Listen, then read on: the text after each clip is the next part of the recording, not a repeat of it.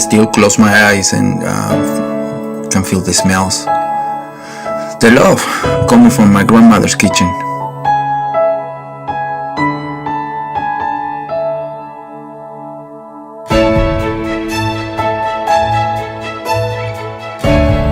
I remember being very humble environment, very humble cook stove, rudimentary I would say, but I can smell the burning wood.